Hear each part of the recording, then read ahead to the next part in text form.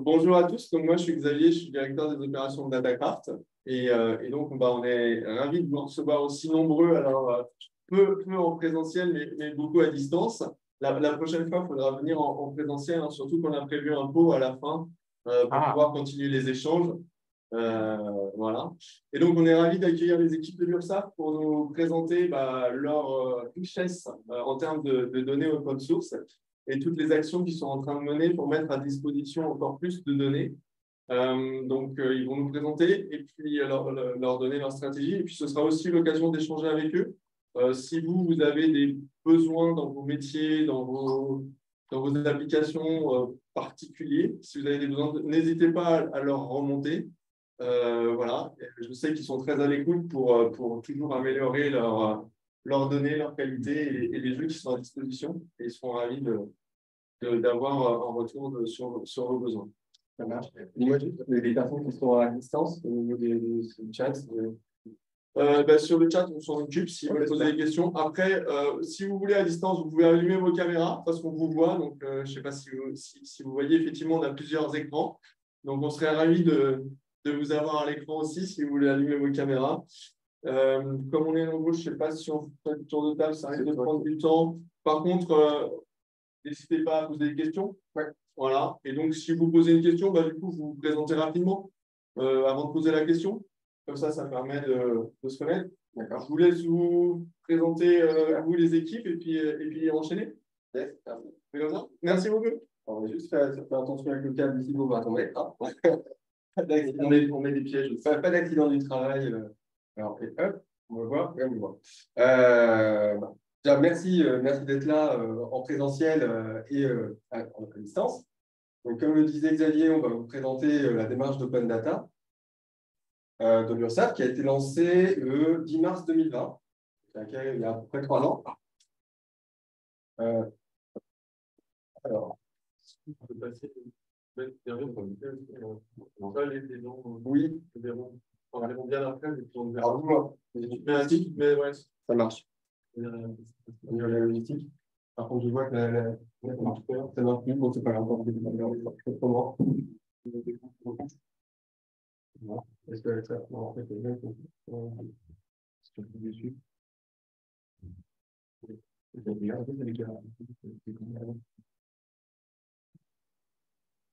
C'est bon, c'est pas sur le.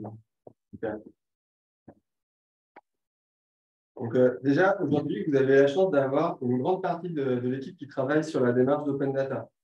Vous avez Aurélie ici présente, qui est gestionnaire de projet à la direction de la relation client.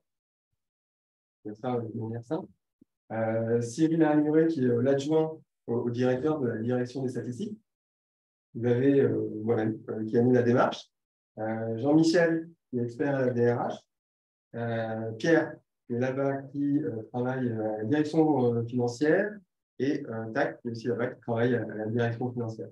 Donc, on va tous vous donner quelques éléments autour de la démarche d'Open Data. On va vous parler des missions et du réseau de l'URSSAF pour que vous puissiez un peu imaginer les données qu'on peut avoir au-delà de celles qu'on a mises aujourd'hui à disposition sur le site open.ursaf.fr où vous allez retrouver une centaine de jeux de données. On va vous parler de la démarche et vous faire des focus sur quelques jeux de données. Donc, la première partie, les missions et le réseau des URSSAF. Donc là, l'idée, c'est de vous donner vraiment des éléments pour que vous puissiez imaginer les données qu'il peut y avoir derrière. Donc, les missions du réseau des URSSAF, voilà, 3 missions. La première, c'est d'accompagner tous les employeurs et entrepreneurs au bénéfice du développement économique et social. Là, on a commencé à imaginer des données autour des statistiques, par exemple. Assurer le financement de la protection sociale au quotidien et garantir les droits sociaux et l'équité entre tous les acteurs économiques. Alors là, vous verrez, il y a des chiffres de 2020, des chiffres de 2021. Donc, pour avoir des ordres de grandeur, vous collectez environ 25. On a à peu près les collectes de cotisations sociales, qui concernent à peu près 25 millions de salariés, plus de 10 millions d'employeurs d'entrepreneurs, et on redistribue à peu près à 880 organismes. L'URSSAF, c'est quoi? C'est une mission sociale et économique, donc la pédagogie, on dit. Un peu moins de 16 000 collaborateurs, plus de 10 millions d'employeurs, un réseau composé de plusieurs caisses, d'URSSAF régionales, et c'est effectivement une gestion paritaire, et avec des activités qui sont nationales, qui sont réparties sur l'ensemble du territoire. D'ailleurs, vous retrouverez sur OpenURSA une data visualisation où vous pouvez retrouver des éléments sur le réseau et des éléments sur l'activité. Et il faut savoir que cette data visualisation, elle est alimentée par 13 jeux en open data d'environ 5 directions différentes. Derrière, la démarche d'open data. Il faut savoir que l'URSSAF, les moyens qui sont alloués à l'URSSAF sont définis dans ce qu'on appelle une convention d'objectifs et de gestion qui est définie pour 5 ans. Donc la dernière vient de se terminer, on vient tout juste de signer la prochaine. Dans la dernière convention d'objectifs et de gestion, qui a finalement lancé la démarche d'open data, en tout cas via la matérialisation par un site qui s'appelle open.fr, il y avait plusieurs ambitions.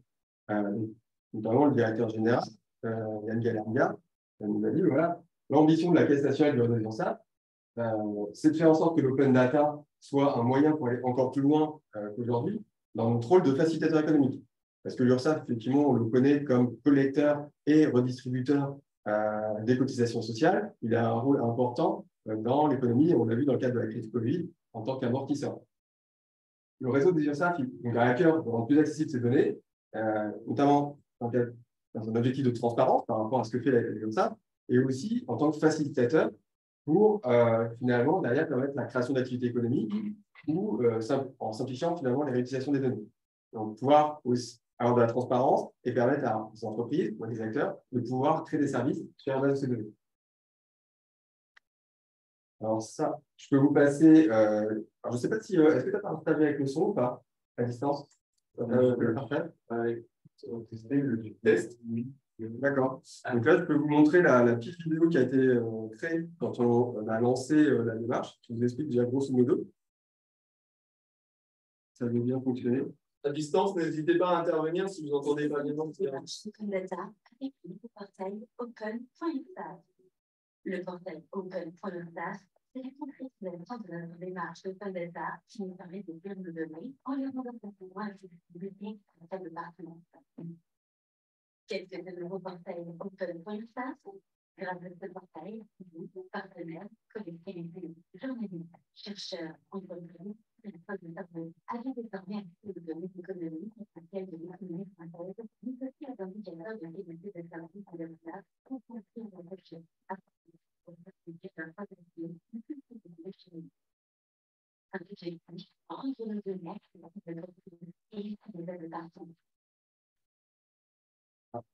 Et concrètement, quelles sont les données? Sur le portail open.ursaf, vous pouvez retrouver les données clés sur les différentes politiques de l'URSSAF, entreprises, travailleurs indépendants, tout ce qui est avec des abonnés qui sont relationnels, personne de l'auteur avec des riches. Dans le temps, vous pouvez par exemple découvrir des données qui sont des effectifs, la région de l'information de l'enfant, des data visualisation, créées par le site de l'URSSAF, et les autres activités pour les plus différentes de la donnée. Open.ursaf, c'est aussi un accès RRD de la donnée. Et dans le cadre de cet accès à l'interagir avec l'information et de créer des nouvelles services. En plus, Open.ursaf, c'est favoriser l'expérimentation de vos projets par une activité de la conférence de création. Vous retrouvez le site open.ursaf pour les salaires.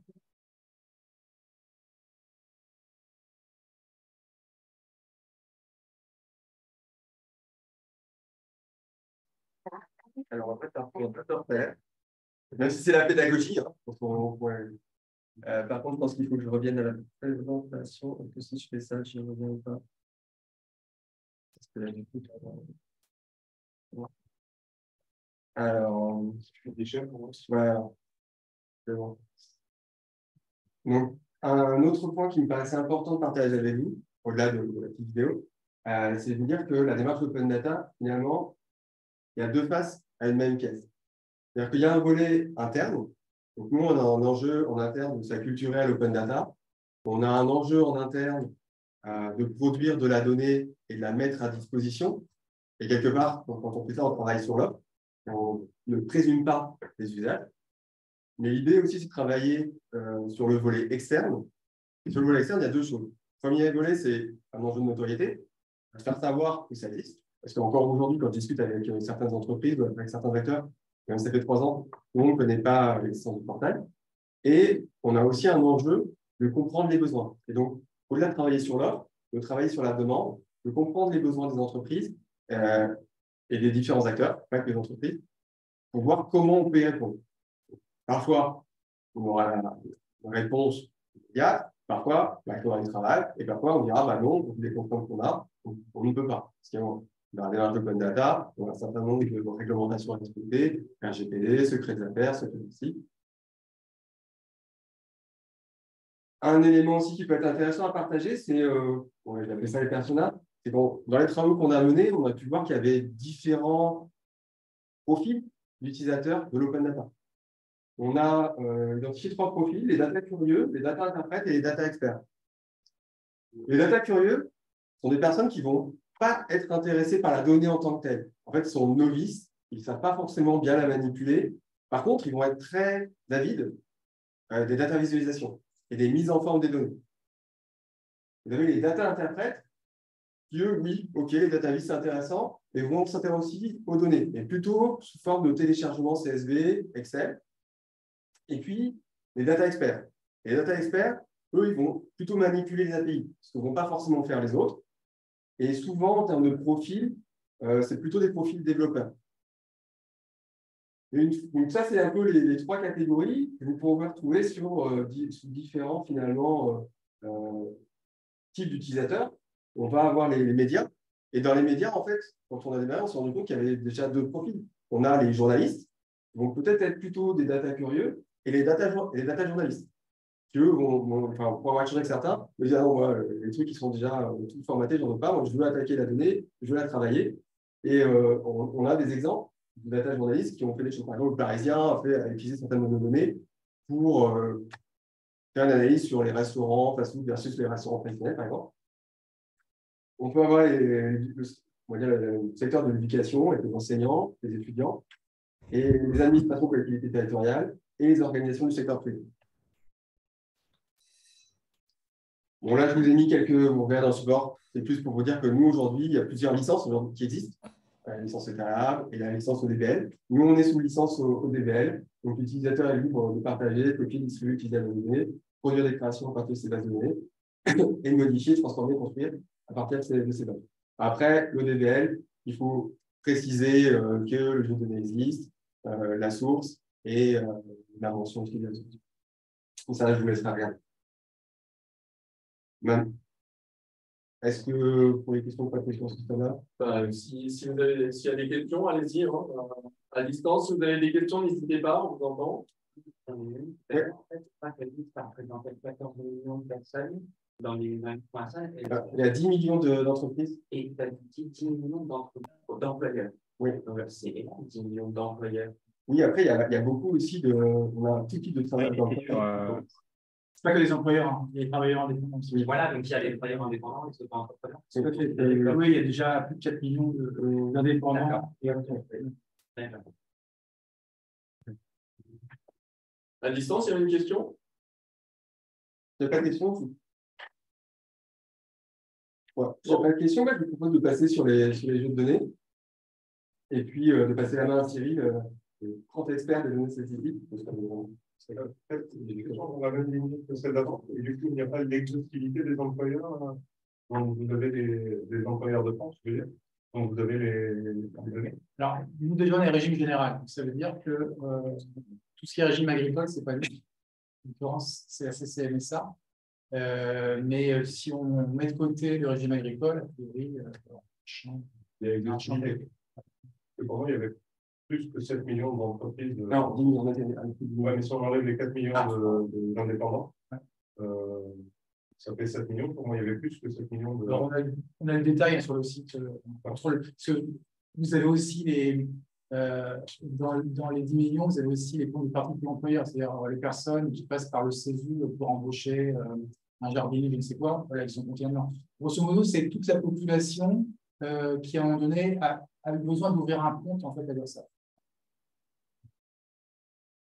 juste pour information, ils ont du mal à entendre les questions à distance, donc si vous pouvez les répéter avant de répondre, et forcément. Donc là, moi, je vais vous parler surtout des jeux de données statistiques. Hein.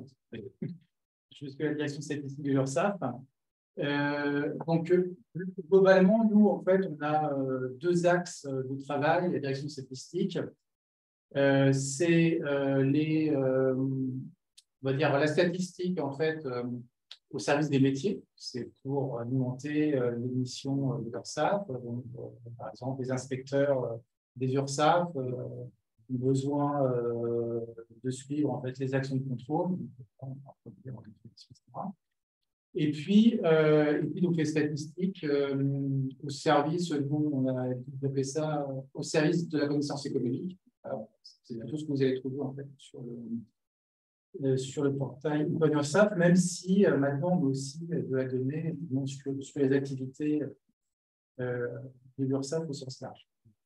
Donc voilà, donc, vous allez trouver 79 jeux de données en fait aujourd'hui de type observation économique, hein, donc pour la connaissance économique, et 6 jeux donc, sur l'activité des URSSAF qui alimentent notamment la data vide que vous avez montré tout à l'heure, David.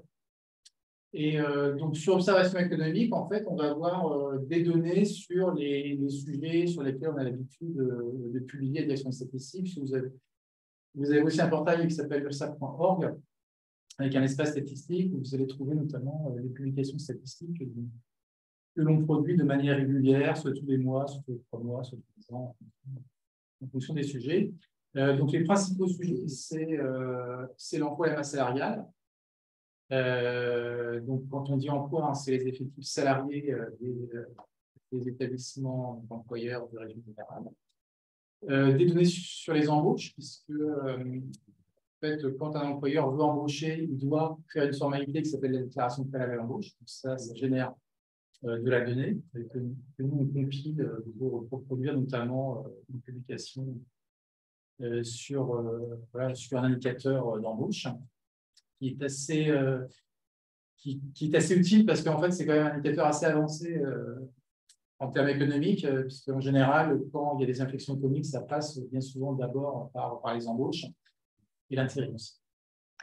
Des données sur la démographie des entreprises, donc au sens large, hein, ça va être les employeurs, notamment le secteur privé, les travailleurs indépendants, ça va être aussi, ce que je disais tout à l'heure, les particuliers employeurs. On a aussi des nouvelles populations qu'on commence à suivre. Pour l'instant, on n'a pas encore trop de produits dessus, mais ça viendra, je pense notamment aux artistes-auteurs. Et puis donc, des données sur les difficultés des entreprises. Qui vont s'appuyer notamment sur les données de gestion, puisque l'URSSAF, une de ses premières missions, c'est quand même de recouvrer les obligations sociales.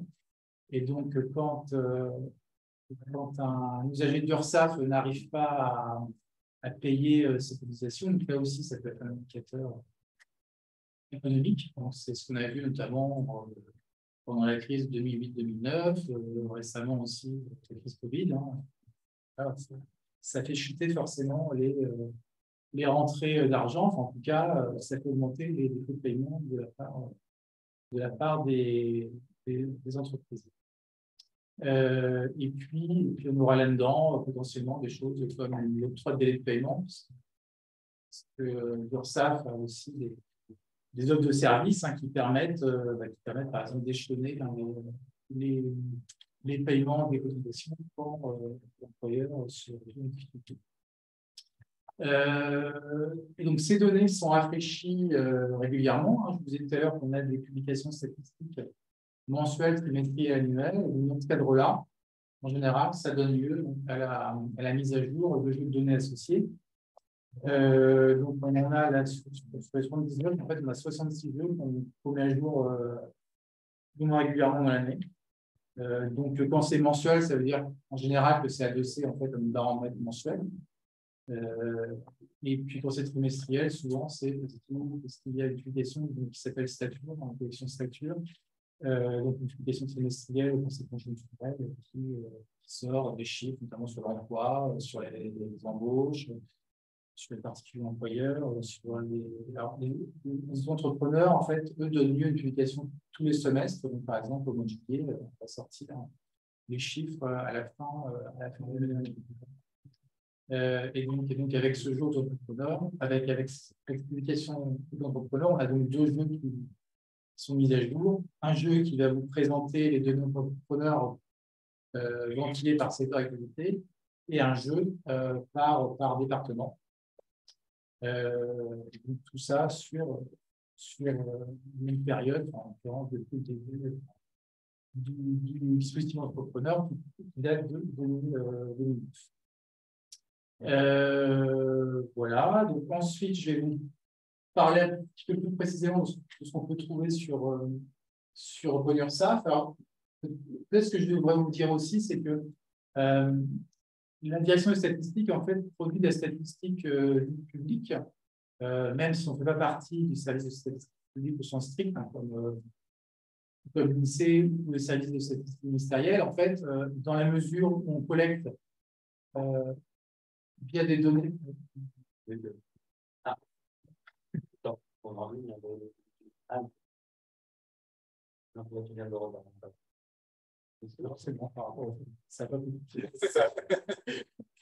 dans la mesure où on collecte en fait des informations administratives assez riches, donc en fait on produit dans ce cadre-là de la donnée de statistiques publiques, donc à caractère d'intérêt général.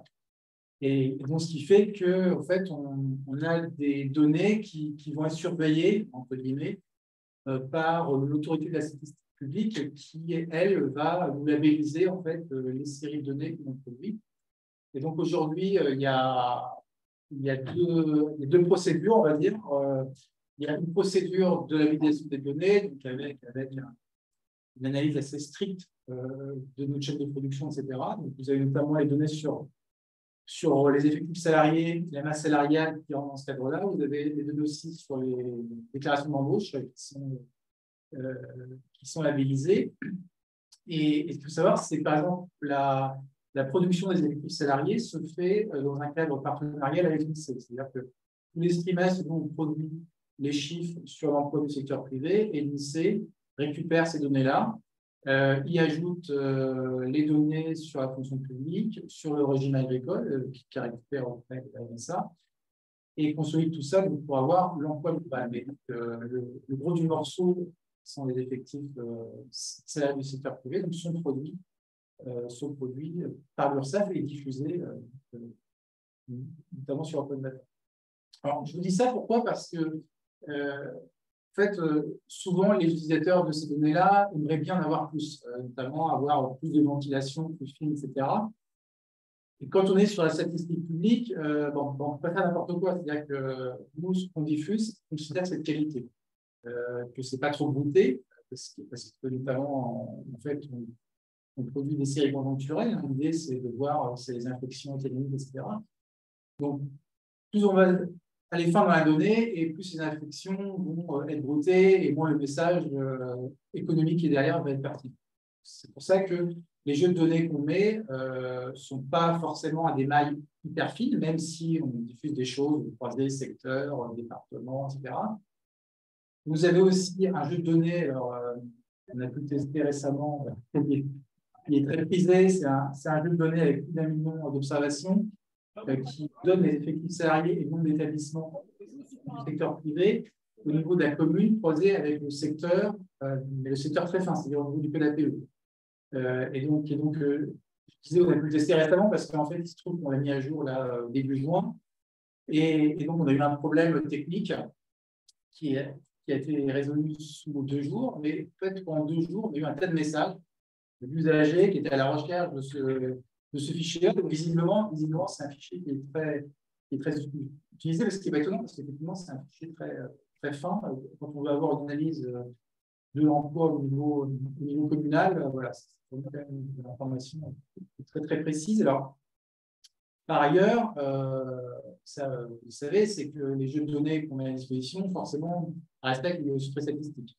Donc, c'est pour ça que vous n'allez pas avoir des trucs hyper fins où derrière, on aurait on voudrait que, par exemple, un établissement, deux établissements. Néanmoins, le jeu croisé commune fois APE, celui-là, en fait, on va très fin. Le fichier ne respecte pas forcément le secret statistique parce qu'on s'appuie en fait sur une dérogation du CNIS, de la Commission nationale de l'information statistique qui est affichée à l'INSEE, et en fait donc la dérogation nous dit qu'on peut diffuser une fois par an les effectifs salariés des établissements. On s'appuie là-dessus pour mettre à disposition ce jeu-là, mais sinon, les autres jeux de secret statistique. Donc, vous allez trouver en fait sur le site OpenURSAF 46 jeux de données sur les sujets employeurs, notamment au secteur privé, emploi, salaire. On a mis récemment une information sur les primes exceptionnelles dites Macron. Alors, vous avez la prime exceptionnelle de pouvoir d'achat qui a été mise en place à la fin 2018, donc la PEPA. Et vous avez depuis récemment la prime de partage de la valeur, la PPV, qui a une date de juillet l'an dernier. Et donc là aussi, vous allez pouvoir trouver de l'information au niveau des secteurs, au niveau géographique. Ensuite, on a les travailleurs indépendants. Là, les travailleurs indépendants, pour l'instant, ce sont des données annuelles.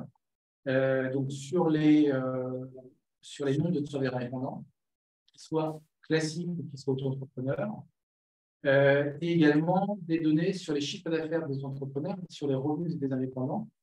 Alors, sur les entrepreneurs, en fait, on a quand même de l'information infra-annuelle, puisque leur déclaration de chiffre d'affaires se fait soit mensuellement, soit trimestriellement. On a du coup des séries trimestrielles. Ce qui n'est pas le cas sur les travailleurs indépendants, parce que les travailleurs indépendants déclarent leurs revenus une fois par an, et potentiellement avec un certain retard. Donc là, on a un peu moins de fraîcheur sur la donnée des travailleurs indépendants. On vient mettre en ligne il y a 2 semaines à peu près les revenus 2021 des travailleurs indépendants. Alors que là, dans 2 semaines, grosso modo, vous aurez des chiffres d'affaires 2022 des auto-entrepreneurs jusqu'au 4e trimestre 2022. Et donc, ce qu'on a en prévision, c'est d'avoir des séries aussi trimestrielles sur les travailleurs indépendants au sens large, puisqu'on a un travail en cours dessus. Voilà. L'idée, c'est de bien prendre en compte les immatriculations, les radiations, de manière série de travailleurs indépendants infra-annuels, etc. Les particuliers employeurs, donc là, c'est tous ces employeurs particuliers qui utilisent notamment le dispositif CESU ou Page Emploi, c'est les gros dispositifs qui sont derrière. Et donc là, on a la capacité de suivre le nombre d'employeurs, les masses salariales qui versent, les volumes horaires qu'ils déclarent. Et on a également, donc ça, c'est des choses qu'on met à jour tous les trimestres. Et tous les ans, on met aussi à disposition de la donnée sur les salariés de ces particuliers employeurs. Et depuis récemment, en fait, les employeurs, quand ils passent par le CESU, doivent nous déclarer l'activité du salarié, le type d'activité, ce qu'on n'avait pas avant. Et donc là, maintenant, on va pouvoir aussi mettre à disposition une information qui va permettre de savoir si c'est plutôt des gardes d'enfants, des jardiniers. Alors, les gardes d'enfants, on le sait quand même globalement avec Page d'emploi. Néanmoins, on peut utiliser le CESU pour une babysitter, par exemple. Là, jusqu'à récemment, en fait, on n'avait pas d'information. Maintenant, on l'a. On va pouvoir savoir si c'est un jardinier, si c'est une personne qui est de l'informatique. Ça ouvre aussi des perspectives. Les difficultés des entreprises, donc je vous en parlais tout à l'heure, c'est notamment les taux d'impayés, mais également le recours au chômage partiel. Donc ça c'était une série qui était très regardée pendant le Covid, parce que là, l'utilisation du chômage partiel a explosé pendant ce temps-là. Là, on est revenu à des niveaux d'avant-crise. Grosso modo, vous avez à peine plus de 0,2% de la masse salariale qui correspond à l'indemnisation de chômage partiel, qui est beaucoup plus haut en 2020. Et puis, le procès collectif, donc c'est tout ce qui est redressement judiciaire, liquidation judiciaire, procès judiciaire. On a des séries trimestrielles là-dessus, au niveau France entière et au niveau régional. Et enfin, donc, les dispositifs Covid. Donc là, pour le coup, c'est des choses qu'on a mis en ligne pour suivre la crise sanitaire et les aides qui ont été employées dans ce cadre-là. Donc là, ce sont des jeux qui aujourd'hui ne sont plus alimentés, voilà, qui permettent un petit peu d'avoir l'historique de la période. Deuxième point que je voulais aussi aborder, c'est les data viz, puisque on essaye, alors, parce que pour l'URSSAF, ça permet, notamment via les API, de récupérer la donnée de niveau. Mais l'idée aussi de ce portail, c'était de valoriser un peu la donnée, parce que parfois, la donnée brute, c'est pas forcément bien de la comprendre. Donc, l'idée, c'était de construire quelques data visualisations. Vous avez deux types de data viz. Vous avez des pages qui sont vraiment dédiées à la data viz. C'est notamment le cas du baromètre économique qui se met à jour tous les mois et qui va s'appuyer comme ça sur une série de jeux de données, en l'occurrence 12 jeux de données. Et donc, voilà, vous allez avoir sous forme visuelle les évolutions, notamment des embauches, des effectifs, des procédures, etc. Donc, ça vous permet d'avoir une vision un peu synthétique, assez rapide des choses, au niveau national, mais aussi au niveau régional. Deuxième type, deuxième dataviz de ce type-là, c'est une dataviz qui s'appuie justement sur le gros jeu de données dont je parlais tout à l'heure, au niveau commune et peu d'APE. Donc, ça vous permet en fait d'aller rechercher une information de manière un peu interactive. Vous allez sélectionner votre zone géographique, parce que ça peut être la commune, mais ça peut être sur en fait, un ensemble de communes. Par exemple, une PCI, un département, et pareil pour les APE. Les APE, vous avez une nomenclature. Vous avez plusieurs nomenclatures agrégées qui existent. Vous pouvez ensuite regrouper les APE. Par exemple, si vous voulez l'ensemble de la construction, vous pouvez regrouper l'ensemble des APE qui illustrent les activités de la construction. Et ça vous donne donc, les effectifs salariés depuis 2006 et les noms d'établissements employeurs aussi. Et le deuxième type de data viz, ça, ce sont des data viz qui sont rattachés en fait, aux jeux de données. Vous allez sur OpenURSSAF, qui s'appuie sur OpenDataSoft. Quand vous avez un onglet qui peut être personnalisé, nous, on l'a mise en perspective. Et comme son nom l'indique, ça met donc en perspective les données, donc les données qui sont dans ces jeux. Et donc, par exemple, là, vous avez un jeu de données qui vous donne les effectifs salariés, masse salariale du secteur privé tous les trimestres, qu'on décline par région et par secteur. Et donc, vous avez une dataviz qui va vous permettre de voir assez facilement en fait, les évolutions dans chaque secteur et dans chaque région, de manière à voir, par exemple, si c'est une région qui est plus haute. Voilà pour la partie statistique.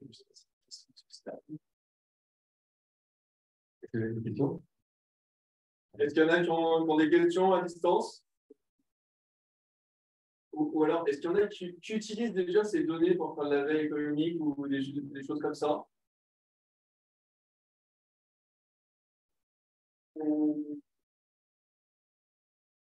Personne. Voilà, donc moi, je dis les deux. Non, mais tu sais, il y aura quelqu'un aussi au début qui connaissait mais qui ne connaissait pas le site. Parce que... Alors, on peut poser la question. Qui connaissait le site de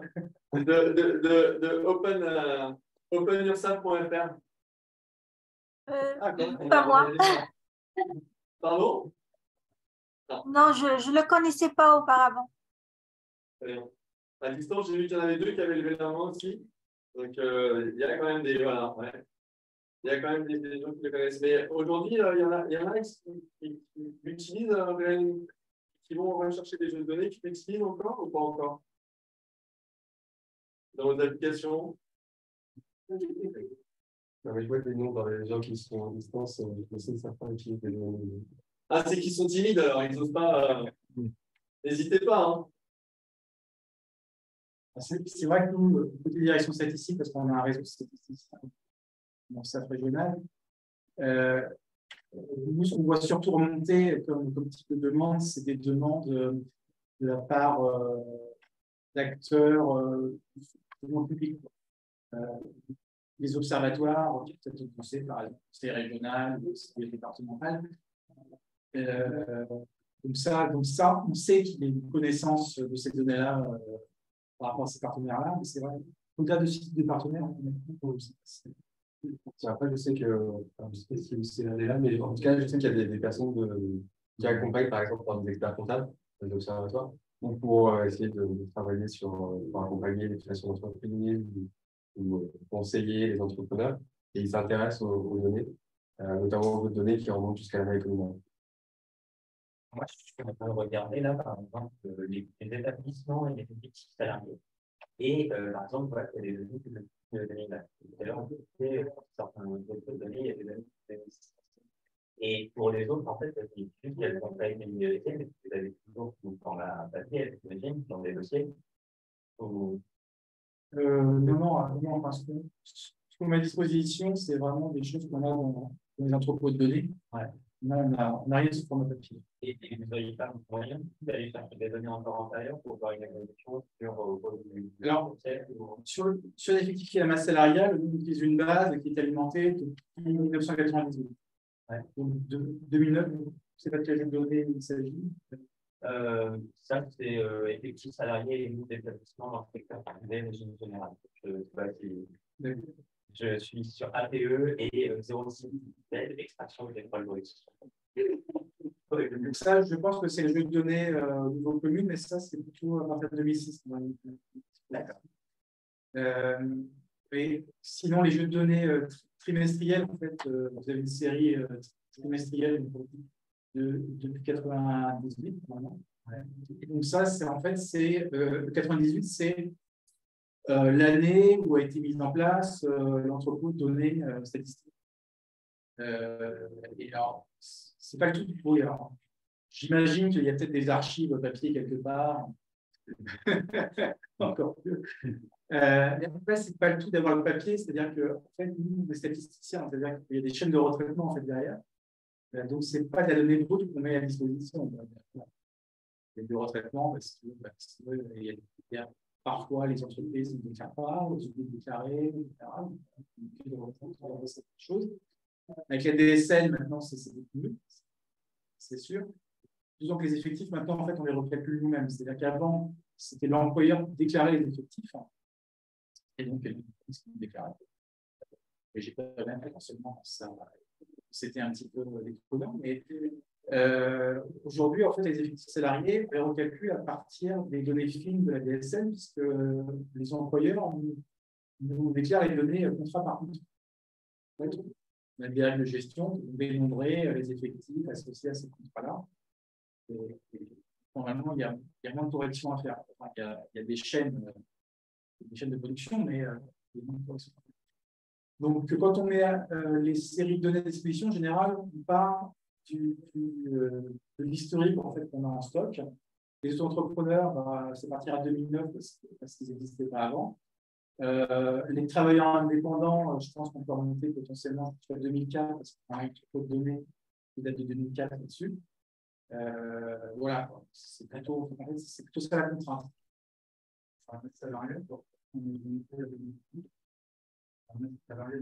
Alors, la matériel mensuel, en fait, on l'a mis à disposition dans le cadre du Covid. C'était surtout pour suivre le chômage partiel. Parce qu'on a construit un indicateur en fait, de ratio entre l'indemnité chômage partiel et la masse salariale. Donc, effectivement, le chômage partiel n'avait aucun intérêt en 2018, donc c'est pour ça qu'on a commencé à partir de 2018. Mais l'autre raison, c'est parce que, en fait, avant la DSN, on avait des employeurs qui étaient déclarés trimestriellement. Donc, globalement, les moins de 10 salariés ont déclaré leur cotisation, ils faisaient leur formalité déclarative tous les trimestres. Ce qui faisait qu'ils ne pouvaient pas avoir en fait, de série mensuelle pour l'ensemble de la population. On avait uniquement sur les employeurs de 10 salariés. On peut aussi avoir des contraintes de ce type-là. Et là, la DSN nous a dit puisque maintenant. Après, ce qui n'empêche pas qu'on aurait pu potentiellement le rétropoler, etc. Mais ça resterait un petit peu. avec une statistique. Je peux juste apporter peut-être un élément de réponse de pourquoi certaines séries, notamment en 2009, peut-être ce qui a dû passer, c'est qu'il y a eu une révision de l'ANA. Il y avait les nomenclatures d'activités et c'est un travail colossal quand il y a des changements dans l'ANA de recoller l'historique avec le nouveau à partir du changement. Peut-être qu'il y a eu une révision à ce moment-là, en 2008. Non, alors, il y a eu une révision, mais en fait, on a quand même des tables de correspondance. Alors, c'est pas parfait, hein, qui sont d'ailleurs utilisées par l'INSEE. Hein. Donc, nous, en fait, on a rétropolé la NAF sur les canaux intérieurs. Donc, l'ensemble des périodes qu'on diffuse sont sur la dernière NAF, la NAF 2008. Il a bientôt d'ailleurs évolué. Là. C'est un nouveau, encore une nouvelle NAF. On a un travail. J'ai une question à distance. Eric, vous voulez poser votre question?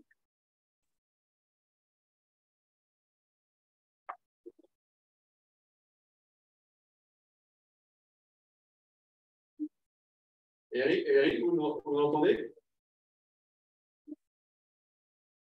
Moi, je vous entends. Est-ce que vous m'entendez?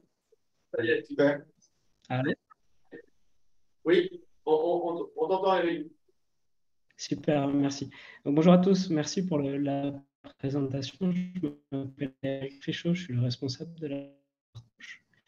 Je me demandais si on a le consentement d'une entreprise, est-ce qu'on a la possibilité de récupérer ces informations, les informations précises d'une entreprise? Potentiellement, oui. Alors, c'est le cas déjà d'ailleurs sur la SNCF, parce qu'en fait, le secret statistique, normalement, nous interdit de publier une case si vous avez un établissement ou une entreprise qui représente plus de 85% de la case. Donc, en l'occurrence, sur le secteur des transports ferroviaires, la SNCF représente plus de 85%. Et donc, du coup, en fait, on leur a demandé si vous autorisez quand même à diffuser sur le secteur ferroviaire les données. Et ils nous ont répondu par l'affirmative, donc on a pu le faire. Mais effectivement, le secret statistique, à partir du moment où la personne concernée, en fait, rend sa donnée publique, le secret statistique ne s'applique plus. D'accord, mais il faudrait du coup qu'elle la rende publique elle-même et vous n'avez pas particulièrement. En tout cas, qu'elle donne son accord pour le faire. D'accord. Et vous avez aujourd'hui des API qui permettent de récolter cet accord et d'accéder à cette information? Non, c'est okay. Merci. Est-ce qu'il y a d'autres questions à distance? Non. S'il n'y a pas d'autres questions, oui. On va passer des données qui n'ont rien à voir. Sur plutôt des données liées à la relation client, on appelle des quotidiens, ou des usagers. Donc, on est sur des choses vraiment différentes. Alors, le premier jeu de données, c'est celui qui porte sur les résultats des enquêtes de satisfaction qu'on mène auprès de nos usagers. Donc, on a les données depuis 2020 et ça permet pour nous de suivre l'évolution de cette satisfaction sur différents indicateurs. Et nos deux principaux indicateurs, en fait, c'est le taux de satisfaction qui nous correspond finalement au nombre de personnes qui se disent satisfaites ou très satisfaites, rapporté au nombre de répondants, et la note globale qu'ils attribuent à nos services. Et le jeu de données qui est mis à disposition et qui alimente la carte interactive permet d'avoir ces informations par année depuis 2020 par zone géographique, en l'occurrence les régions, et par type de service. Donc, on va distinguer les services propres à l'URSSAF, plutôt, on va dire, au régime général, et les services pour les particuliers, CESU et PAD. Et donc, on a le tableau ou la carte interactive selon les besoins, et ça permet de voir des évolutions par territoire en fonction des activités. Un autre jeu de données, là, qui est vraiment pour nos usagers, c'est la liste de nos numéros de téléphone. Alors, on va dire, c'est bizarre de mettre ça en open data. Alors, pourquoi? D'une part, parce que ça alimente la carte interactive de tous nos services, où on a l'implantation des sites. Et donc, on peut aussi afficher en cliquant sur un site son numéro de téléphone. Et ça permet aussi d'avoir une liste qui est toujours à jour avec les numéros officiels. S'assurer que nos usagers n'appellent pas un faux numéro d'entreprise qui se fait passer pour l'URSSAF. Donc là, voilà, ce jeu-là, c'est vraiment les numéros de l'URSSAF. Et nous, on a la main pour les mettre à jour. En plus, ce qui est intéressant, c'est que comme on peut dire ça, c'est totalement appliqué. On pourrait très bien imaginer que voilà, je suis un site qui travaille avec un certain nombre de public. Si je veux être à jour du numéro de téléphone de ça, je peux me connecter à ce jeu de données et donc être à jour et afficher à mon audience les bons numéros. Troisième exemple, c'est la liste des services de santé au travail. Donc, c'est la médecine du travail. Quand on fait une déclaration préalable à l'embauche, on a besoin d'avoir les coordonnées des sites de santé au travail. Et pour les entreprises comme les boîtes d'intérim, il y a beaucoup de déclarations préalables à l'embauche et sur des sites, nombreux sites. Et ce jeu-là, finalement, il a été inspiré par une grosse entreprise d'intérim qui souhaitait pouvoir rentrer automatiquement dans son logiciel toutes les coordonnées de tous les sites. Et en fait, jusqu'à présent, nous, on avait une version PDF qu'on mettait en ligne. Ce n'est pas très automatisé. Et donc, on s'est servi finalement d'open data pour pouvoir mettre à jour ce site dans une version qui est soit téléchargeable de façon très classique, ou alors, on se sert de l'API et là, ça alimente directement le logiciel derrière pour pouvoir faire les déclarations en ayant toujours la dernière version. C'est super intéressant parce que c'est vraiment une demande bête et formulée. Et c'est les équipes qui effectivement ont mis à la disposition de données, mais ça part d'une demande utilisateur. On n'est pas du tout sur un usage statistique, mais ça rend service à nos usagers. C'est finalement ça.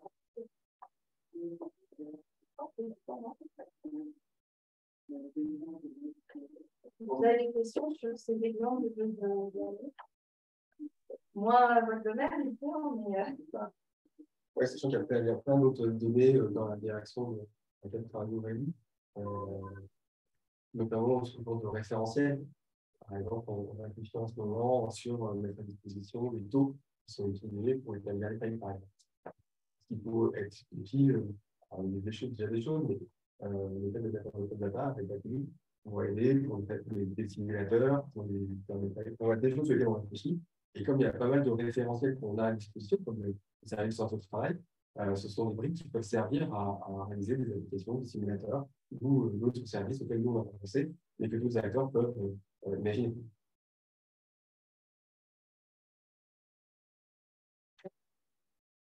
Est-ce qu'il y a des questions?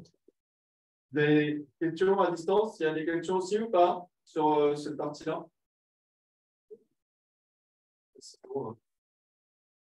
On passe au sujet RH alors. Alors, plus sur les données RH. Donc après, vous avez vu un peu ce que faisait l'URSSAF en termes d'activité et de position.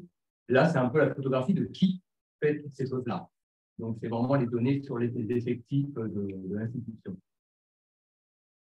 Alors, on a 4 jeux de données actuellement, ce qui donne l'effectif physique des agents présents dernier jour du mois. Les données sont remontées mensuellement. Donc, on a la répartition par région, le nombre de collaborateurs par région. Après, on a un découpage par métier et famille métier pour avoir un peu les profils métiers de l'URSSAF, avec pour une certaine hégémonie informatique. Et après, on a un découpage par tranche d'âge. Et après, on a un petit jeu de données un peu différent qui est focalisé sur le télétravail pour savoir la proportion d'agents au sein de la Caisse nationale qui ont un agent de télétravail. On sait que depuis la Covid, il y a des accords qui ont été mis en place. Et là, ça détaille les accords, en gros, avec les différentes formules. Et on a une proportion d'agents qui indique la proportion d'agents qui peuvent bénéficier du télétravail. Voilà, alors, le premier jeu de données, voilà, c'est l'effectif présent, donc on trouve après l'organisme, la période, si c'est un homme ou une femme, le contrat, la région et l'effectif, avec quelques graphiques. Donc c'est beaucoup plus simpliste, entre guillemets, que les sous que j'ai vu avant. Mais ça, c'est son utilité aussi. Après, donc là, on trouve par famille, par métier et famille professionnelle. On n'a pas pu descendre plus bas pour des raisons de RGPD, pour éviter de pouvoir identifier un agent en particulier. Donc, c'était une petite contrainte quand on a mis en place ces jeux-là. Il fallait donner de l'information tout en préservant l'anonymat de chaque collaborateur. Et sachant qu'il y a quelques collaborateurs qui ont un métier tellement spécifique qu'on aurait pu s'identifier assez facilement. Donc, on les a regroupés dans des familles autres métiers et autres familles professionnelles. Donc, ça, c'était une petite contrainte à laquelle on a dû faire face pour être sûr de ne pas divulguer d'informations confidentielles. Voilà, et après, c'est toujours les effectifs par tranche d'âge, c'est ça. Voilà, donc là aussi, le non disponible, le ND, c'est pas, on n'a pas l'âge ni la tranche d'âge, mais ils sont tellement peu dans cette tranche d'âge, donc on ne sait pas s'ils sont très jeunes ou très vieux. Voilà, donc ça restera confidentiel, mais on sait qu'il y a 3 agents qui sont en dehors des plages de tranche d'âge indiquées à l'écran. Voilà. Et ça, c'est les formules de télétravail. Donc, on a la proportion d'agents avec une formule et avec par différence des agents qui n'ont pas de formule de télétravail. Donc, on a l'effet total. Et on voit les différents types de formules qui sont disponibles, proposées au sein de la Caisse nationale, avec des formules avec un forfait 120 jours annuel, des jours fixes, 2 jours fixes, 3 jours fixes, ainsi de suite. Donc, on voit les proportions les plus intéressantes, les plus prisées, avec 100 jours de télétravail par agent. Voilà, c'était rapide. Non, mais c'est intéressant parce que, même par exemple, je vais donner, là, on est sur de la transparence. Tout à l'heure, il y avait des différentes ambitions, et là, c'est une ambition de transparence. Et on pourrait très bien imaginer, par exemple, je suis un employeur, je recrute, je mets sur mon annonce que je fais du télétravail, OK, et je suis candidat, comment je le vérifie? Est-ce que c'est vraiment vrai? Peut-être que de mettre en open data des données de ce type-là, ça vient rassurer le candidat sur la véracité, de se dire, voilà, oui, le télétravail, c'est important aujourd'hui, comme je l'ai dit pour le recrutement. Nous, on pourrait l'imaginer comme on pourrait le dire à la VTD ou à la sélection pour dire que on le dit, et on le fait pour le moment. 80% des collaborateurs bénéficient du télétravail. Donc voilà, donc là, on est vraiment dans la transparence par rapport au fonctionnement. On est sur le périmètre du siège, on est sur le périmètre de la Caisse nationale. Voilà. Voilà. Enfin, on l'a dit en préparation, notamment. Et une idée, c'était de mettre les offres d'emploi aussi en open data. Donc, pour le travail, pour mettre régulièrement les offres qui peuvent être récupérées et les diffuser beaucoup plus facilement pour faciliter le recrutement. Ça, on va voir ça. Il y a d'autres structures qui font l'open data, qui font les structures privées. Et ça, c'est par exemple quelque chose que fait la BPCE. La BPCE, mais en temps réel, très direct, ajoute données avec les offres d'emploi. Et en fait, comme c'est appliqué, en fait, les job boards peuvent se connecter à ce type de données pour récupérer finalement les offres. C'est assez intéressant de voir que l'open data, surtout quand on a des fonctionnalités où on peut APIfier les données, ça peut remplir finalement plein d'usages différents. De la transparence, l'accompagnement à l'application et servir pour des applications ou développer des services. Pierre, tu voulais des questions? Ouais, est-ce qu'il y a des questions? Est-ce que vous avez des questions sur cette partie transparence?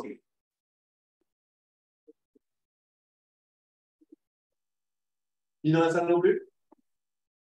Et ben, on passe à la partie financière alors? Ouais. Ouais, ok. Par contre, il faudrait que tu viennes là ici pour. Non, c'est bon, je vais parler. Ah oui, pour que. Oh, c'est là, ça se met. Oui, c'est plus sympa, les gens te verront bien. La caméra. Sinon, je veux bien là. Ouais, échanger avec ta vie. Ok. C'est pas bien. Voilà. Donc là, l'idée là, c'est de vous faire une ouverture sur les données financières. Aujourd'hui, ce ne sont pas les données qui sont sur OpenData, c'est vraiment une ouverture. Alors bonjour, Patley, donc je travaille pour la direction financière. Aujourd'hui, on va vous parler juste d'une présentation de ce que nous faisons au niveau de la direction financière, de notre périmètre d'activité, de façon assez succincte, par rapport à l'activité ou des informations mises à disposition en ligne. Avec David, nous avons discuté, travaillé depuis un certain nombre d'années sur cette question. Sachant que les données financières aujourd'hui ne sont pas pressenties comme des données ouvertes, exposées, vues par notre direction de façon publique, potentiellement, peut-être, dans le futur, ou dans les échanges aujourd'hui, on ne sait jamais, des idées viendront pour éveiller peut-être cette dimension d'ouverture potentielle par la suite. Voilà. En deux mots, l'activité au niveau des directions financières, nous traitons tout ce qui est les flux trésorerie, les flux simples, comme son nom l'indique, pour notre direction. David, on a déjà parlé par rapport à la COS. Ce schéma-là, c'est un schéma assez emblématique par rapport à notre activité qui représente l'ensemble des flux financiers qui rentrent et qui sortent par rapport à l'euro, qui rentre dans ce circuit et qui ressort en termes de distribution. C'est-à-dire, nous récoltons, nous faisons remonter l'ensemble des flux financiers venant des cotisants, des cotisations venant des URSSAF. Ensuite, vous avez aussi des flux qui complètent par rapport à cela votre financement pour compléter au niveau des besoins en termes financiers. Et derrière, on redistribue au niveau des caisses prestataires qu'on appelle, c'est-à-dire les autres branches, qui sont des branches du côté maladie, famille, vieillesse. Voilà. Pour vous donner un petit peu par rapport à l'activité, les flux en termes d'information, en termes de chiffres financiers, qui sont représentés ici au niveau de ce schéma-là. Voilà. Et il y a un deuxième slide, je crois, qui est assez dense, hein, mais qui appelle à avoir une sorte de lecture. Si vous avez envie de creuser un peu plus par rapport à la mission qui nous est confiée par rapport à la direction financière, telle que je viens de vous relater ici en quelques mots. Voilà. En termes de l'utilisation des données, comme vous le savez, c'est une direction qui brasse beaucoup d'informations. Et là-dessus, c'est très important pour nous de maîtriser ces informations pour anticiper aussi dans nos activités. Et là, Pierre, qui pourra peut-être parler plus dans le détail sur un certain nombre peut-être d'actions qui sont menées, peut-être succinctement, pour illustrer un petit peu comment nous utilisons en interne toutes ces informations, basant aussi sur des outils comme DataVis, comme toutes ces informations sur notre base Big Data en termes de la course. Tu veux dire quelques mots? Encore sujet par rapport à exactement. Si tu veux dire oui, bien.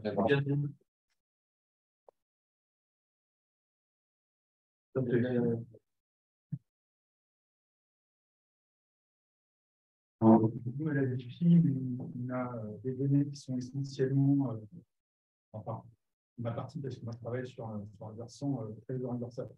Donc, ce sont des données qui sont essentiellement bancaires, issues d'extraits de comptes universels.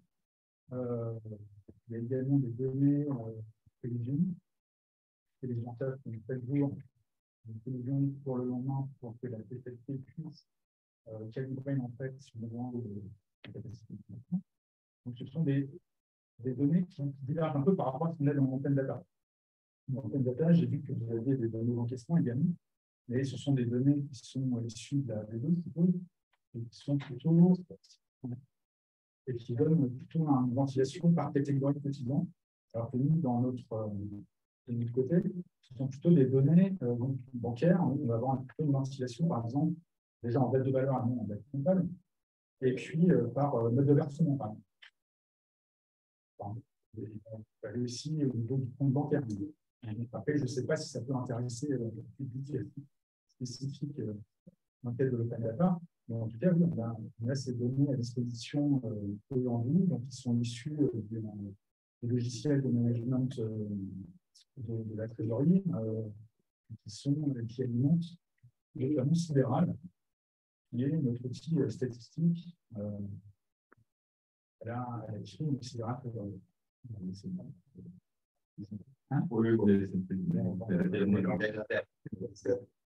Donc, nous, notre démarche de l'IT, c'était un petit peu ici déjà de s'intéresser à la data en initiant en fait, une démarche qui consiste à déjà centraliser les données.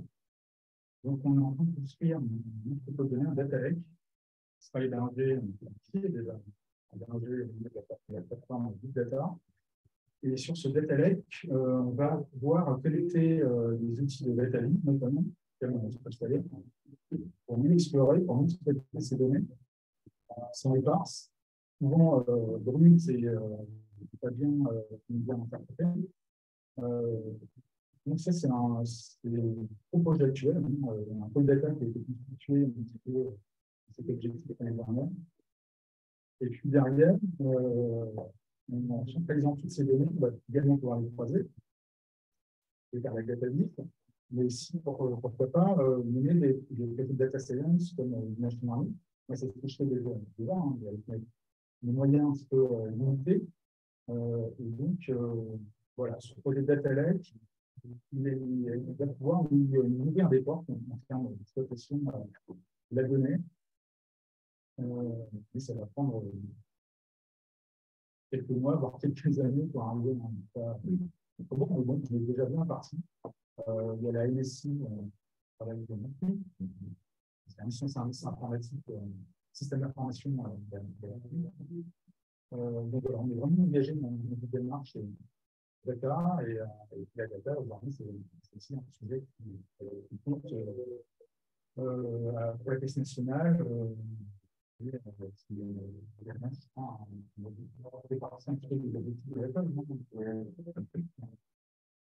Voilà. J'ai Julien qui a une question à distance. Est-ce que Julien, vous voulez nous poser la question? Bonjour, vous m'entendez bien? Oui, très bien. Oui, Julien Leverrier, je travaille chez Rhapsody Conseil. Je voulais juste rebondir sur le dernier intervenant. Malheureusement, je n'ai pas pu bien entendre, donc du coup, je vais peut-être faire une question qui va revenir sur un propos déjà été dit. En termes de gouvernance de la donnée, est-ce que c'est des notions qui vous ont été utiles pour mettre en place justement cette open data? Ou est-ce qu'au contraire, ça a été un bon motif pour mettre en place une gouvernance de la donnée chez l'URSSAF?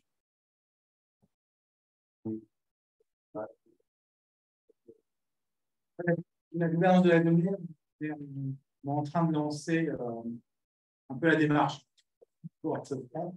Donc, elle ne s'est pas faite en amont de l'URSSAF. L'URSSAF, je pense, a contribué à la réflexion, mais pas que. On a des lacunes à ce niveau-là dans la branche, et donc c'est vraiment une démarche qui est en train d'être mise en place là, avant récemment. Ok, merci. Est-ce qu'il y a d'autres questions à distance? Pas de questions sur la partie. Et du coup, juste parce que donc, moi, il y a potentiellement des données que vous pourriez mettre en open data sur cette partie financière, parce que pour l'instant, ce n'est pas encore vraiment d'actualité.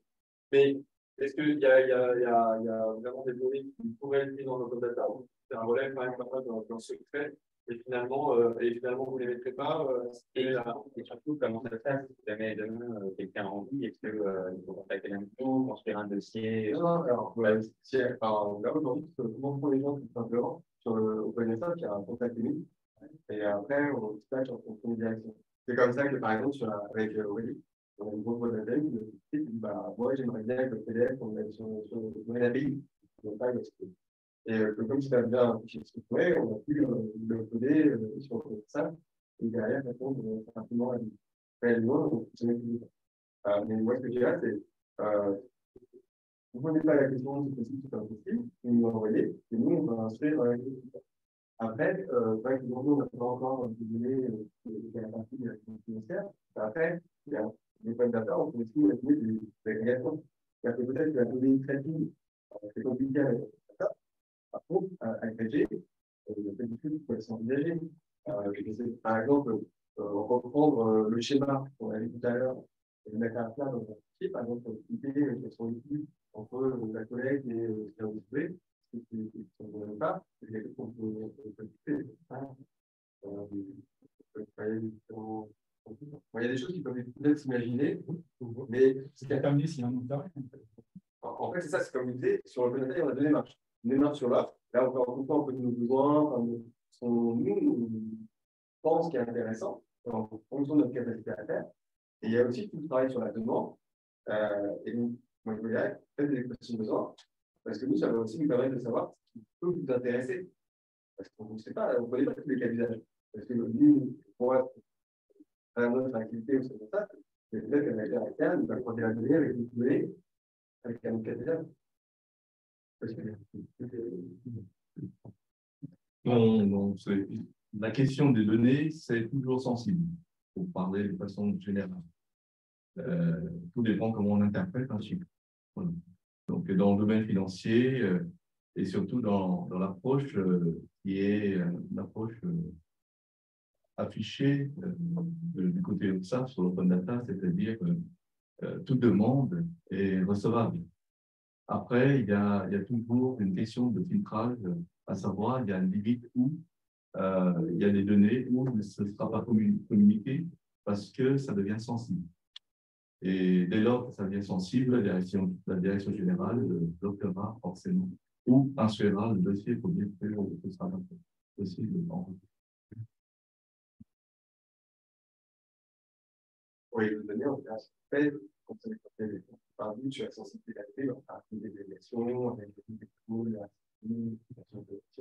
voilà. Donc, il ne faut pas hésiter à vous poser des questions et à vous demander plus de données. Dès l'instant, on va être sur on poser la question. Exactement. On a régulièrement des demandes. Parfois, on peut répondre tout de suite. Parfois, ça demande une instruction. Quand on arrive à répondre à une programme pour récupérer avec la il y a des choses qui sont sorties assez facilement.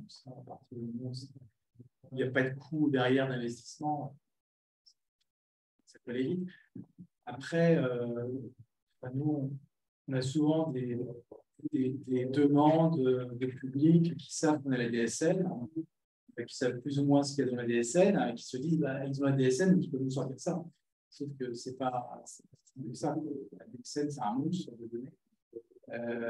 Et la donnée n'est pas toujours de qualité, fiable. De toute façon, on peut mettre en ligne de la donnée qu'on n'a pas qualifiée avant. Et par ailleurs, ce qu'il faut aussi avoir en tête, c'est que si on voit l'exemple de la DSN, on n'est pas les seuls à être destinataires de la DSN. Hein. C'est par exemple. Donc l'idée, ce n'est pas non plus de se marcher dessus. S'il y a un organisme public qui, a priori, est plus compétent sur un sujet, on peut plutôt le laisser aller sur le sujet et prendre sa place parce que bien chargé parce qu'on a fait.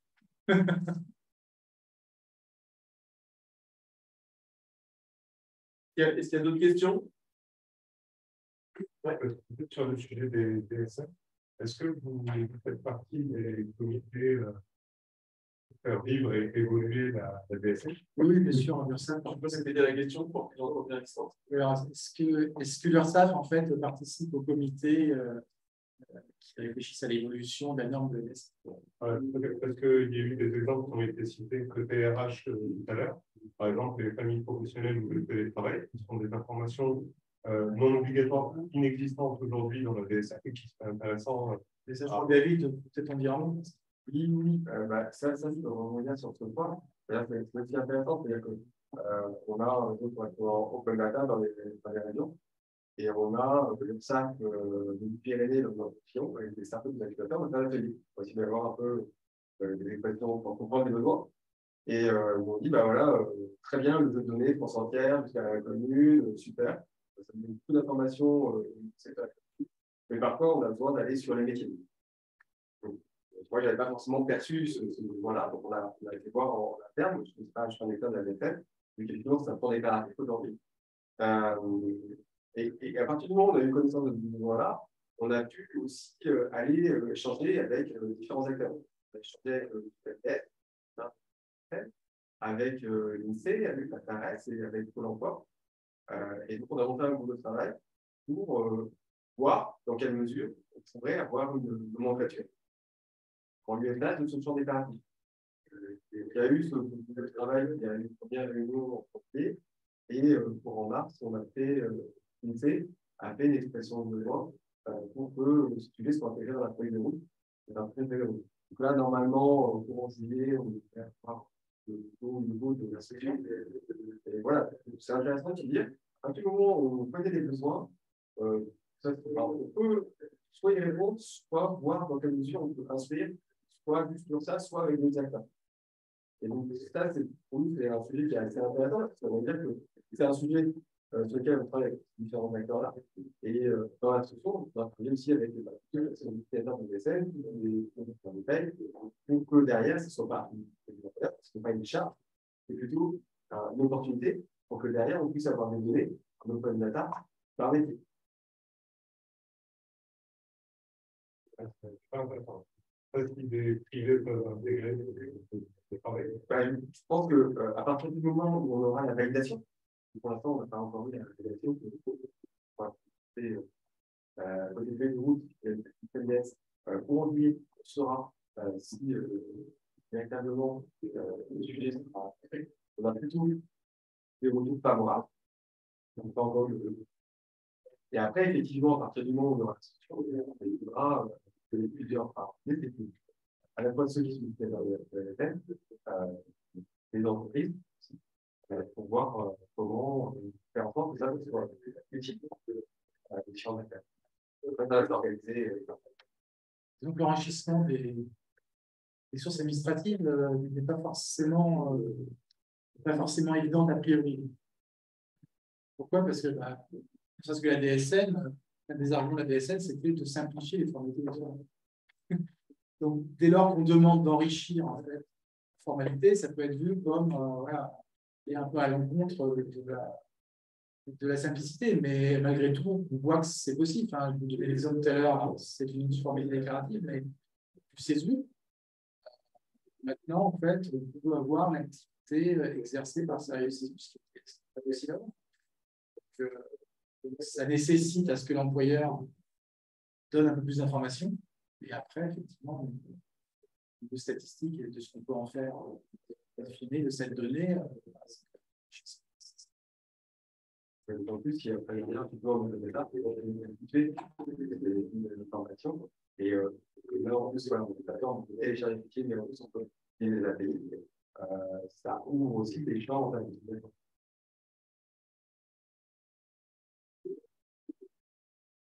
Est-ce qu'il y a d'autres questions à distance ou dans la salle?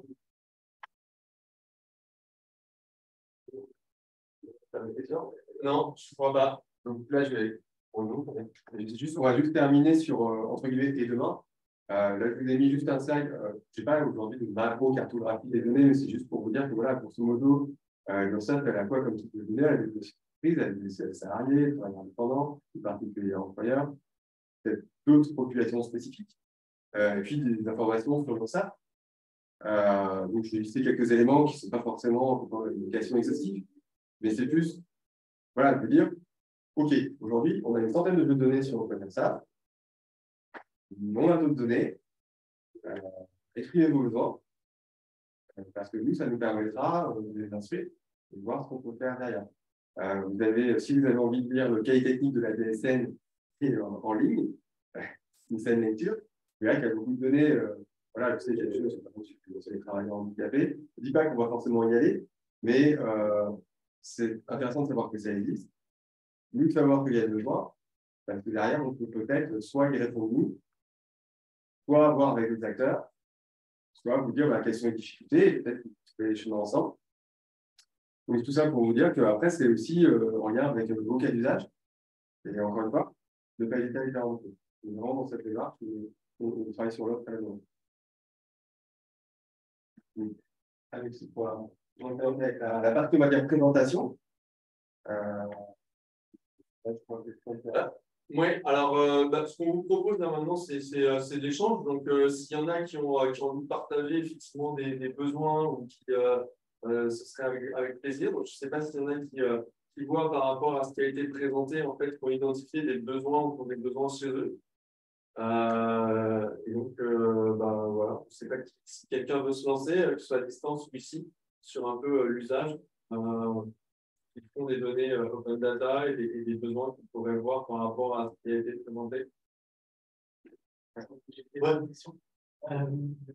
Tu parlais de la. Enfin, ce qui était de travailler handicapé.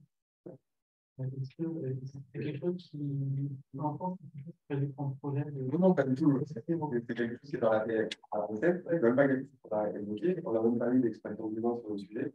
Et je ne sais même pas ce qui serait faisable. Mais par contre, voilà, c'est qualité à exprimer les besoins. Après, peut-être, quand vous écoutez, ça peut être sympa de vous présenter juste comme ça, on sait un peu. Oui, pardon. Et tu fais quoi? Je fais de ce. D'accord. Vous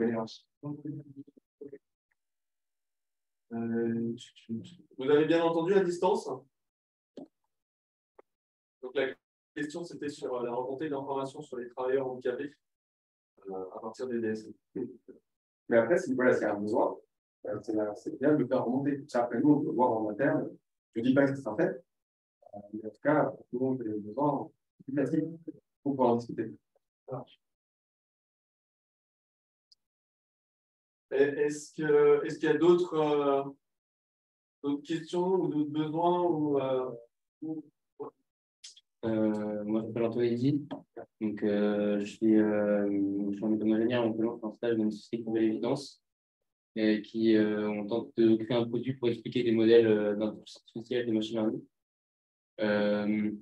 Donc, nous, ce qui nous intéresse quand on regarde une base de données, c'est justement comment on peut l'exploiter avec cette perspective-là de l'IA et de machine learning. Vous parliez de machine learning en interne. C'est quoi si vous pouvez un petit peu en parler, les cas d'usage, ce que vous essayez de trouver, ce que vous essayez de prédire ou de classifier? Ce que j'essaie de prédire, ce sont les encaissements. C'est-à-dire, qu'est-ce qu'on va encaisser chaque jour en service national?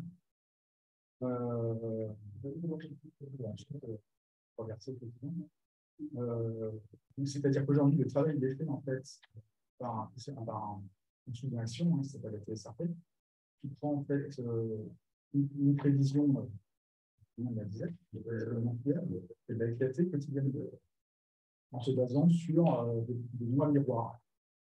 Moi, j'essaie de faire la même chose en exploitant des données historiques. J'ai construit un algorithme qui se sert surtout de variables en termes de distance. Par exemple, en fait, on a plusieurs échéances il y a plusieurs échéances qui se suivent, donc l'échéance du 5, l'échéance du 15, l'échéance du 20. Et plus on se rapproche de l'échéance, plus les montants sont importants. Parce que les entreprises vont plutôt attendre l'échéance pour payer plutôt que les jours avant. En termes de prévoyance, c'est un peu pour eux. Donc, en se basant en fait sur en catégorisant chaque journée, en attribuant des distances à l'échéance, en termes des jours livrés, en termes de jours calendaires, on construit donc un peu de données avec ces variables-là. Et en faisant tourner des modèles comme Fourier aléatoire, on arrive assez bien à prédire la répartition mensuelle. Et aujourd'hui, on se rend compte que les algorithmes donnent des résultats qui sont assez performants par rapport à ce qui était déjà. Donc aujourd'hui, c'est plutôt l'expérimentation. On essaye de voir ce que ça donne. Après, le passage à l'échelle, on ne peut pas encore. Et voilà, j'ai amorti depuis maintenant 12 ans. Bon, je suis un peu seul sur le sujet, donc c'est quand même assez lourd comme boulot. Mais là, j'arrive à quelque chose de vraiment intéressant. J'ai finalisé pratiquement l'algorithme pour avoir cette prévision sur un mois complet. Alors, c'est limité aujourd'hui au plus court, donc entreprise privée, hors ETI et hors secteur public. Mais on peut étendre aussi l'exercice aux autres secteurs. Peut-être après, il faut que du point et les entrepreneurs peuvent être alliés parce que c'est important. Ah ben, on peut avoir des journées à 5-6 milliards. Après, il y a le cours, on est à 360 milliards annuels. Sur les 5 et le 15, on caisse, on caisse 15 milliards. C'est juste pour dire que même c'est 15 milliards, ouais, à chaque été. J'imagine, moi, je ne fais pas le sujet, mais j'imagine que quand tu fais des prévisions de trésorerie, tu vas chercher vraiment à les stabiliser, parce que même quand tu fais un tout petit peu, comme c'est des milliards derrière, ça a un bon effet. Voilà, ouais. Même avec 1% d'erreur, c'est facilement plusieurs centaines. Ça me fait penser à l'idée du sportif de niveau qui court et qui cherche des centièmes pour les réponses. C'est un peu ça, la prévision va être encore meilleure. Voilà. Après, il y a la TCP, ils ont quelques possibilités de couvrir en fait, les prévisions. Hein. Et donc, c'est mieux si on s'approche le plus possible en réalité. Sinon, en dehors des aspects réseau, les stats, nous, on produit aussi des modèles de machine learning, notamment pour cibler les contrôles des entreprises, les polices. On participe aussi, je ne sais pas si vous connaissez ce projet-là, le projet signaux faibles. Donc, nous, on participe à la modélisation, mais on participe au projet et on alimente aussi comme ça. Et, voilà, sur le contrôle, l'URSSAF a 2 types de contrôle. Vous avez le contrôle comptable d'assiette, le contrôle fiscaux, et puis vous avez le contrôle de contrôle. Sur la partie contrôle comptable d'assiette, aujourd'hui, vous avez à peu près la moitié de ces contrôles-là qui se fait sur la base de ces modèles de machine learning. Le reste étant un peu à la main des régions.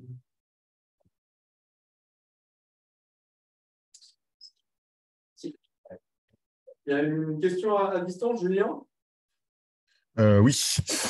Mis à part pour la question de la data vise, est-ce qu'il y a d'autres raisons qui ont fait que vous avez trouvé nécessaire de développer votre propre portail plutôt que de passer par le portail datagouv.fr existant?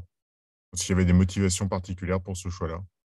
En fait, on a à la fois notre portail, open.fr, et nos données sont moissonnées sur data.gouv. Donc, on a les deux. Oui, tout à fait, j'ai vu ça, mais c'est uniquement pour la data vise que vous avez besoin en plus du portail URSSAF, ou est-ce qu'il y a d'autres raisons, je ne sais pas, de maîtrise En fait, il y a différentes fonctionnalités. Aujourd'hui, sur data.gouv, vous allez pouvoir télécharger les fichiers. Sur OpenURSSAF, on utilise la solution OpenDataStaff, vous pouvez et télécharger les fichiers et utiliser l'API. Donc, la fonctionnalité d'API, aujourd'hui, n'est pas disponible côté data.gouv. Je ne sais pas si les équipes travaillent dessus. En tout cas, nous, du coup, on peut avoir cette fonctionnalité-là qui, du coup, a un intérêt vis-à-vis des utilisateurs. Comme je le parlais tout à l'heure, on a des data curieux, les data interprètes et les data experts. Et les data experts sont beaucoup plus intéressés par les API pour récupérer la donnée. Donc, c'est une fonctionnalité qui est intéressante, d'autant plus que tout à l'heure, on parlait d'Aurélie, qui a fait en sorte qu'on puisse avoir les services de santé au travail sur OpenURSSAF pour répondre à un besoin d'une société d'intérim. Vous voulez une API. En uploadant le fichier, le CSV, on a l'API. On n'a pas eu besoin de développer sur mesure une API pour ce besoin-là. Sachant que développer une API, ça a quand même un coût qui n'est pas négligeable. Donc, ça permet d'avoir cette fonctionnalité-là. Et autre chose, c'est que le site open.ursaf.fr héberge toute la partie open data, mais pas que. On a la partie open data vous verrez, il y a un lien vers aussi un autre portail qui concerne les API partenaires. On a aussi des API partenaires qui permettent à des portails, par exemple, de faciliter la déclaration, par exemple, des entrepreneurs et d'autres affaires, peuvent le faire via leur interface PPO. Et on a aussi toute une partie autour de l'innovation. Et il y a une partie de la URSAF où on communique sur tout ce qu'on fait autour de l'innovation, les pitch contests et autres. C'est un site qui va évoluer. Là, on a en tête une refonte. Et donc, ce site, il a une vocation à adresser plusieurs sujets autour de l'ouverture, de la collaboration, de l'innovation. Voilà. Ok, merci. Et pour nous, alors, ce que je peux rajouter aussi, c'est que c'est intéressant d'être sur les deux. Parce qu'en fait, les utilisateurs vont avoir des parcours qui vont être différents. Ils vont avoir des indicateurs qui vont connaître OpenSA, d'autres qui vont connaître. Et moi, je trouve que c'est bien d'être présent à plusieurs endroits pour que l'utilisateur, quelles que soient ses habitudes, finalement, va trouver les informations qu'il a besoin.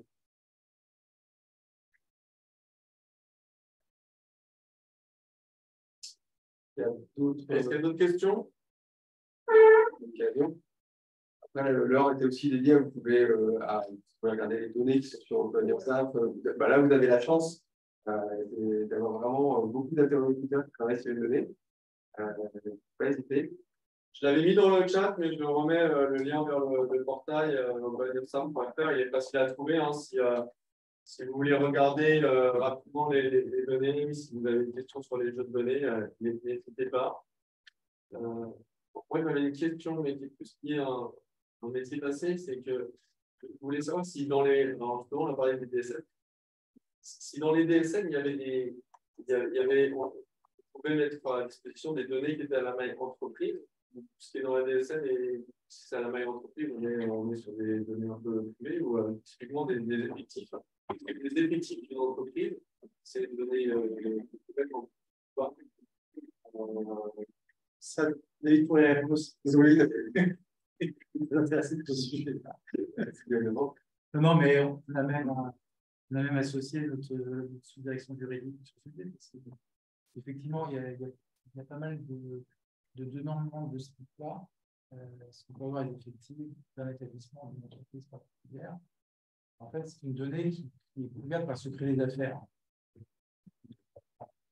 Sauf bien sûr si l'entreprise donne son autorisation, mais globalement, dans cette partie, des données qui sont couvertes par secret des affaires.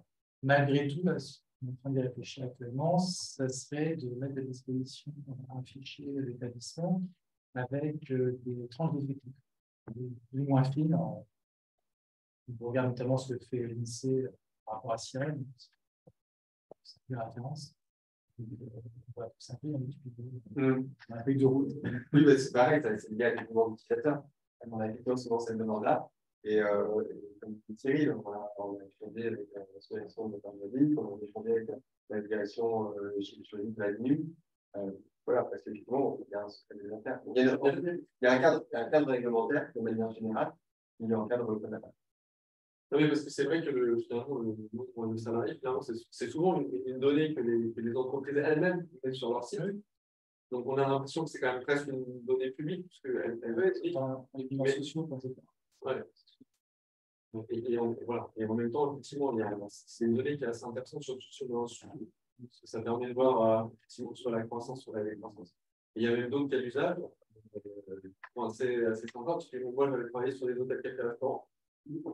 Et de savoir qu'avoir une déclaration au moins sur les nombres de salariés d'une entreprise comme celle-là, très vite, on peut voir des choses comme les hôtels cafés restaurants qui sont en montagne, qui ont des effectifs univers et la saisonnalité. Et donc, c'est assez sympa pour faire des études marketing derrière ou des stats.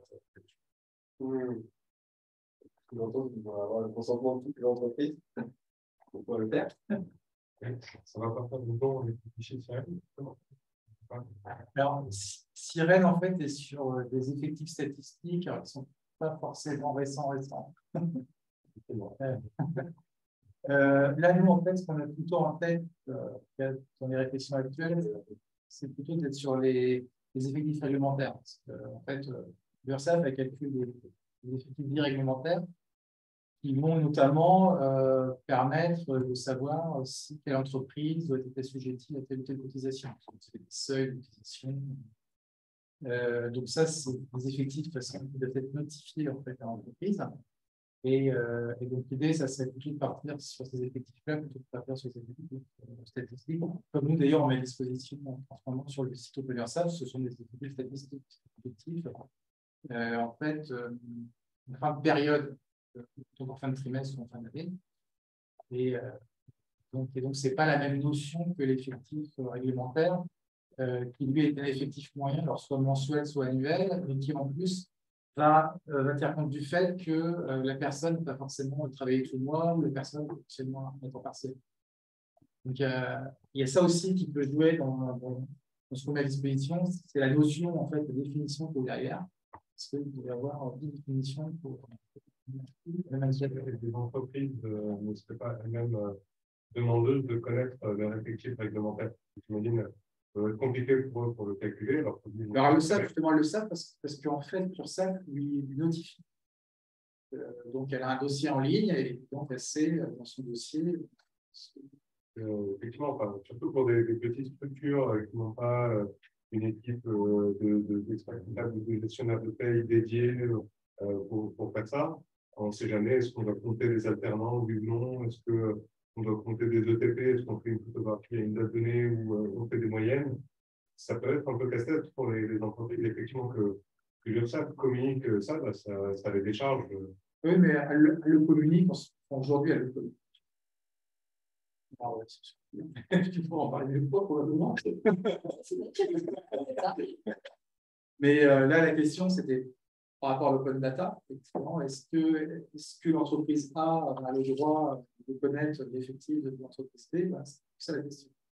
Et aujourd'hui, on a le secret des affaires. On n'autorise pas à le faire, en tout cas à l'unité près, et potentiellement le faire.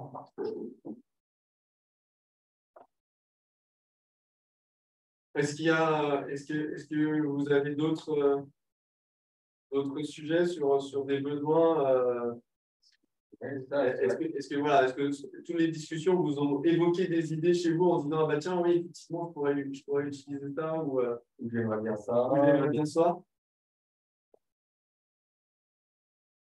Est-ce qu'à distance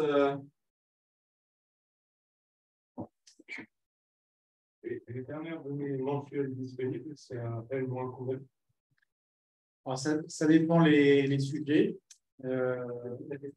Je ne sais pas si vous avez entendu ma question, c'était sur les dernières données mensuelles disponibles. Données mensuelles disponibles, ça a moins combien? Alors, le plus frais, ce sont les déclarations d'embauche.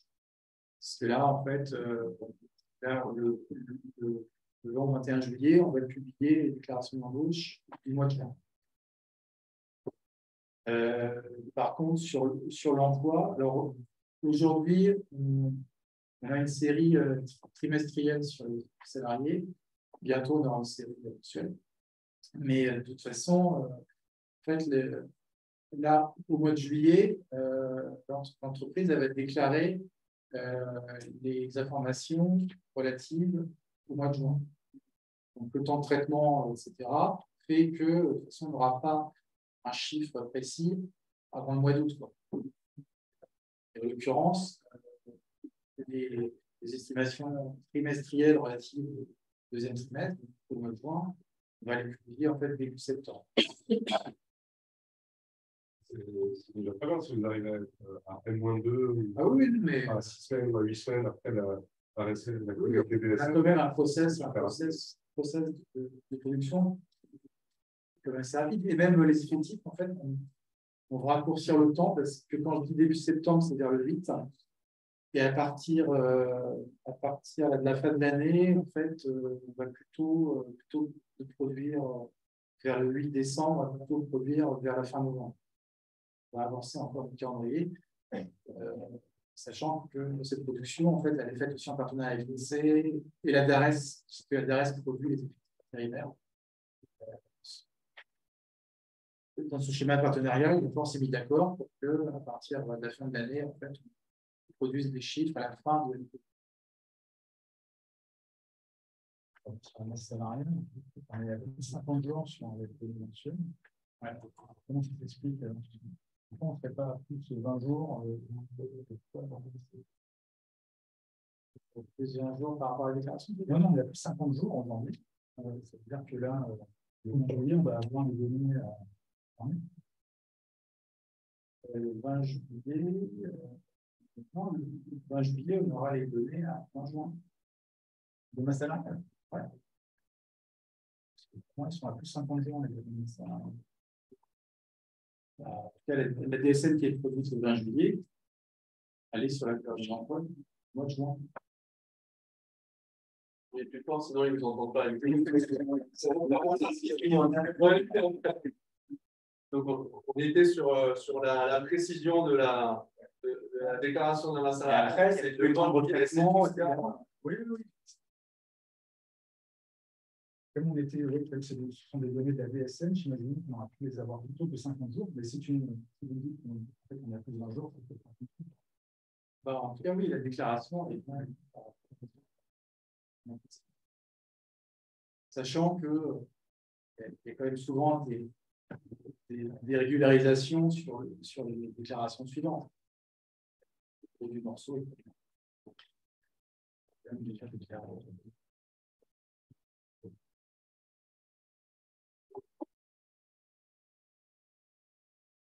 Merci à tous. S'il n'y a pas d'autres questions. Merci beaucoup. Merci. Merci à distance. Merci, bonne journée.